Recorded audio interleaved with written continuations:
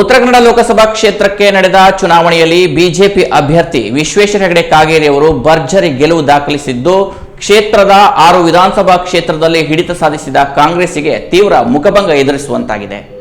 ಹೌದು, ಉತ್ತರ ಕನ್ನಡ ಲೋಕಸಭಾ ಕ್ಷೇತ್ರದಲ್ಲಿ ಒಟ್ಟು 8 ವಿಧಾನಸಭಾ ಕ್ಷೇತ್ರಗಳಿದ್ದು, ಯಲ್ಲಾಪುರದ ಬಿಜೆಪಿ ಶಾಸಕ ಶಿವರಾಮ್ ಹೆಬ್ಬಾರ್ ಸೇರಿದಂತೆ 5 ಕ್ಷೇತ್ರಗಳಲ್ಲಿ ಕಾಂಗ್ರೆಸ್ ಶಾಸಕರಿದ್ದರೂ ಬಿಜೆಪಿಗೆ 3.37 ಲಕ್ಷ ಮತಗಳ ಅಂತರದಲ್ಲಿ ಗೆಲುವಾಗಿರುವುದು ಕಾಂಗ್ರೆಸ್ ಶಾಸಕರಿಗೆ ತೀವ್ರ ಹಿನ್ನಡೆಯಾಗುವಂತಾಗಿದೆ. ಮಂಗಳವಾರ ಪ್ರಕಟಗೊಂಡ ಚುನಾವಣಾ ಫಲಿತಾಂಶವನ್ನು ವಿಧಾನಸಭಾವಾರು ಗಮನಿಸಿದಾಗ ಕಾಂಗ್ರೆಸ್ ಅಭ್ಯರ್ಥಿ ಡಾಕ್ಟರ್ ಅಂಜಲಿ ನಿಂಬಾಳ್ಕರ್ ಅವರ ಸ್ವಕ್ಷೇತ್ರದಲ್ಲೇ ಕಾಂಗ್ರೆಸ್ಗೆ ತೀವ್ರ ಹಿನ್ನಡೆಯಾಗಿರುವುದು ಅಭ್ಯರ್ಥಿಯ ಹೀನಾಯ ಸೋಲಿಗೆ ಪ್ರಮುಖ ಕಾರಣವಾದಂತಾಗಿದೆ. ಖಾನಾಪುರ ಕ್ಷೇತ್ರದಲ್ಲಿ ಕಾಂಗ್ರೆಸ್ 48,148 ಮತಗಳನ್ನು ಪಡೆದರೆ ಬಿಜೆಪಿಯು 1,07,978 ಮತಗಳನ್ನು ಪಡೆಯುವ ಮೂಲಕ 59,830 ಮತಗಳ ಲೀಡ್ ಬಿಜೆಪಿ ಪಡೆದಿದೆ. ಈ ಚುನಾವಣೆಯ ಜವಾಬ್ದಾರಿ ವಹಿಸಿಕೊಂಡ ಜಿಲ್ಲಾ ಉಸ್ತುವಾರಿ ಸಚಿವ ಮಂಕಾಳು ವೈದ್ಯರ ಕ್ಷೇತ್ರವಾದ ಭಟ್ಕಳ ಕ್ಷೇತ್ರದಲ್ಲೂ ಕಾಂಗ್ರೆಸ್ನ ಡಾಕ್ಟರ್ ಅಂಜಲಿ ನಿಂಬಾಳ್ಕರ್ ಅವರಿಗೆ 67,885 ಮತಗಳು ಬಿದ್ದಿದ್ದರೆ ಬಿಜೆಪಿಯ ವಿಶ್ವೇಶ್ವರ ಹೆಗಡೆ ಕಾಗೇರಿ ಅವರಿಗೆ 1,02,288 ಮತಗಳು ಬಿದ್ದಿವೆ.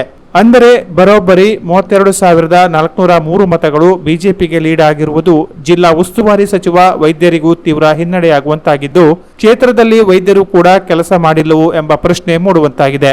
ಕಾರವಾರ ಕ್ಷೇತ್ರದಲ್ಲಂತೂ ಕಾಂಗ್ರೆಸ್ಗೆ 47,889 ಮತಗಳು ಬಿದ್ದಿದ್ದರೆ ಬಿಜೆಪಿ 1,13,317 ಮತ ಗಳಿಸುವ ಮೂಲಕ 65,428 ಮತಗಳ ಲೀಡ್ ದೊರೆಯುವ ಮೂಲಕ ಇಡೀ ಕ್ಷೇತ್ರದಲ್ಲಿ ಅತಿ ಹೆಚ್ಚು ಬಿಜೆಪಿಗೆ ಲೀಡ್ ತಂದುಕೊಟ್ಟ ಕ್ಷೇತ್ರವಾಗಿದ್ದು, ಮಾಜಿ ಶಾಸಕಿ ರೂಪಾಲಿ ನಾಯ್ಕ್ ನೇತೃತ್ವದ ಬಿಜೆಪಿ ತಂಡದ ಕಾರ್ಯದ ಬಗ್ಗೆ ಮೆಚ್ಚುಗೆ ವ್ಯಕ್ತವಾಗುವಂತಾಗಿದೆ.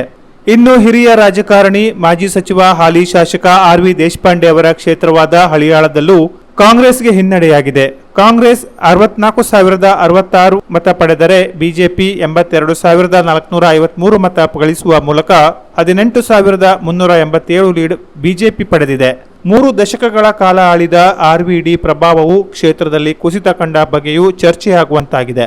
ಕುಮಟಾ ಕ್ಷೇತ್ರದಲ್ಲಿ ಕಾಂಗ್ರೆಸ್ಗೆ 44,435 ಮತ ಪಡೆದರೆ ಬಿಜೆಪಿ 97,928 ಮತ ಗಳಿಸುವ ಮೂಲಕ 53,493 ಲೀಡ್ ಬಿಜೆಪಿಗೆ ದೊರೆಯುತ್ತಿರುವುದು ನಿರೀಕ್ಷೆಯಂತೆ ಆಗಿದೆ. ಯಾಕೆಂದರೆ ಈ ಕ್ಷೇತ್ರದಲ್ಲಿ ಬಿಜೆಪಿ ಶಾಸಕ ದಿನಕರ್ ಶೆಟ್ಟಿ ಅವರಿಗೆ ಜೆಡಿಎಸ್ ಮುಖಂಡ ಸೂರಜ್ ನಾಯ್ಕ್ ಸೋನಿ ಕೂಡ ಸಾಥ್ ಕೊಟ್ಟಿರುವುದು ಪ್ರಮುಖ ಕಾರಣವಾಗಿದೆ. ಯಲ್ಲಾಪುರ ಕ್ಷೇತ್ರದಲ್ಲಿ ಕಾಂಗ್ರೆಸ್ 64,066 ಮತ ಪಡೆದರೆ ಬಿಜೆಪಿಯು 82,453 ಮತ ಪಡೆಯುವ ಮೂಲಕ 18,387 ಲೀಡ್ ಬಿಜೆಪಿಗೆ ಸಿಕ್ಕಿದೆ. ಈ ಕ್ಷೇತ್ರದಲ್ಲಿ ಬಿಜೆಪಿ ಶಾಸಕ ಶಿವರಾಮ್ ಹೆಬ್ಬಾರ್ ಅವರು ಪರೋಕ್ಷವಾಗಿ ಕಾಂಗ್ರೆಸ್ಗೆ ಬೆಂಬಲ ಸೂಚಿಸಿದ್ದರೂ ಕಾರ್ಯಕರ್ತರು ಮಾತ್ರ ಪಕ್ಷಕ್ಕೆ ದ್ರೋಹ ಮಾಡಿಲ್ಲ.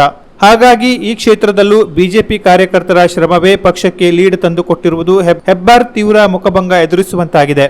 ಅಲ್ಲದೆ ಶಿರಸಿ ಕ್ಷೇತ್ರದಲ್ಲಿ ಕಾಂಗ್ರೆಸ್ 60,124 ಮತ ಪಡೆದರೆ ಬಿಜೆಪಿ 1,52,000 ಮತ ಗಳಿಸುವ ಮೂಲಕ 39,928 ಲೀಡ್ ದೊರೆಯುತ್ತಿದೆ.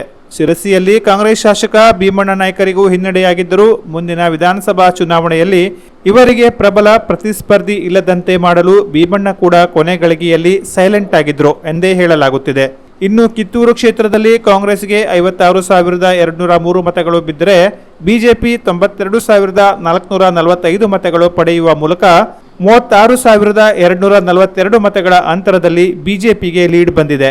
ಒಟ್ಟಾರೆಯಾಗಿ ಕ್ಷೇತ್ರದ 8 ವಿಧಾನಸಭಾ ಕ್ಷೇತ್ರದಲ್ಲಿ ಬಿಜೆಪಿಗೆ ಒಳ್ಳೆಯ ಲೀಡ್ ಸಿಕ್ಕಿದ್ದರಿಂದ ಕಾಗೇರಿಯ ಗೆಲುವಿನ ಅಂತರ 3.37 ಲಕ್ಷ ದಾಟಿದೆ.